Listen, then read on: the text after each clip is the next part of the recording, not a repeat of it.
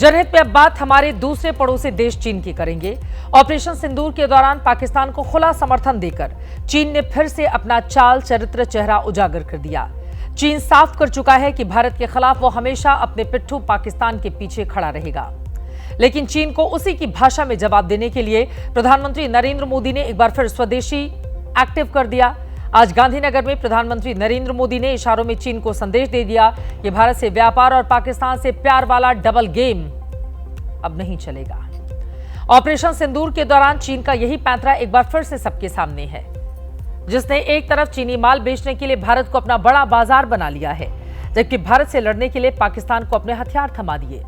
लेकिन ऑपरेशन सिंदूर के सामने पाकिस्तान के चीनी हथियार चू चू का मुरब्बा साबित हुए, बुरी तरह से फ्लॉप रहे, फेल हो गए। चीन से निपटने के लिए आज प्रधानमंत्री नरेंद्र मोदी ने एक बार फिर से स्वदेशी सामानों पर जोर देते हुए कहा कि जो ऑपरेशन सिंदूर सेना के पराक्रम से शुरू हुआ वो अब देशवासियों के संकल्प से पूरा होगा। मैं सैन्य बल और जनबल की बात करता हूं तब ऑपरेशन सिंदूर जनबल का मतलब मेरा होता है जन जन देश के विकास के लिए भागीदार बने। हम इतना तय कर लें कि 2047 जब भारत की आजादी के 100 साल होंगे, विकसित भारत बनाने के लिए तत्काल भारत की इकोनॉमी को 4 नंबर से 3 नंबर पर ले जाने के लिए अब हम कोई विदेशी चीज का उपयोग नहीं करेंगे।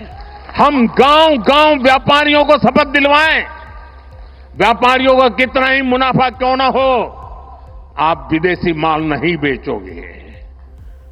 प्रधानमंत्री की ये बातें बेहद महत्वपूर्ण हैं। देश में जब भी राष्ट्रवाद की लहर हिलोरे मारती है तो स्वदेशी का मुद्दा भी उभर आता है।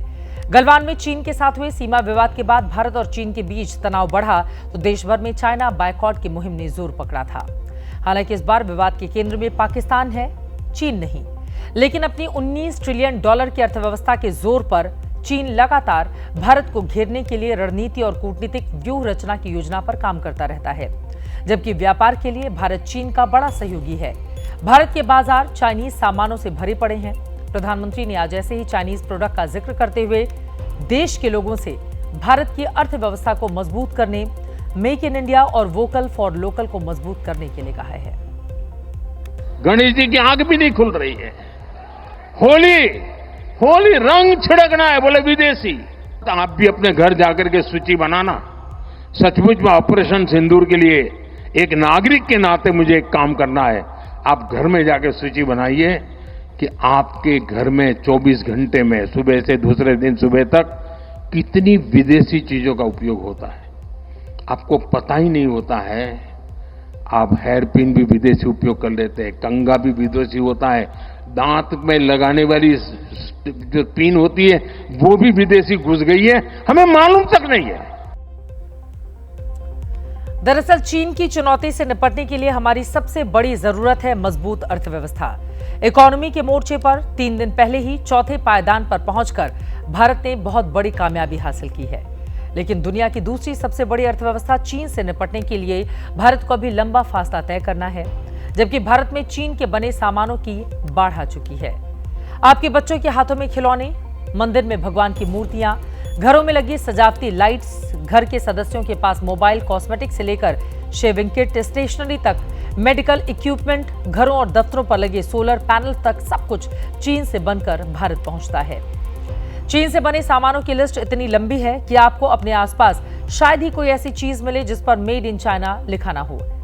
एक चर्चित सोशल मीडिया प्लेटफॉर्म पर हुई राय शुमारी में 62% भारतीयों ने माना है कि उन्होंने एक साल सबसे ज्यादा मेड इन चाइना सामान खरीदे, जिनमें मोबाइल, इलेक्ट्रॉनिक गैजेट्स और मोबाइल एसेसरीज पहले नंबर पर रहे।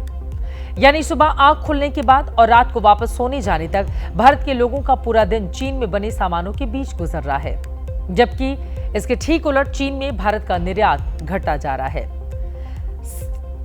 कारोबारी साल में भारत और चीन के बीच यहां पर आपको दिखा रहे हैं 9.80 लाख करोड़ का व्यापार हुआ था, जिसमें भारत ने चीन को सिर्फ 1,28,000 करोड़ का निर्यात किया, जबकि भारत में चीन से 8,42,000 करोड़ का आयात हुआ था। इसके जरिए आप समझ सकते हैं कि चीन को लेकर हिंदुस्तान की स्ट्रैटेजी क्या होनी चाहिए और आपको खुद के घर में भी झांक कर देखे जाने की जरूरत है कि चीन के प्रोडक्ट ने आपके घर में घुसपैठ तो नहीं कर ली है, क्योंकि आगे इससे निकलना बहुत मुश्किल होगा। इसीलिए अभी से सोच समझकर सामान खरीदें।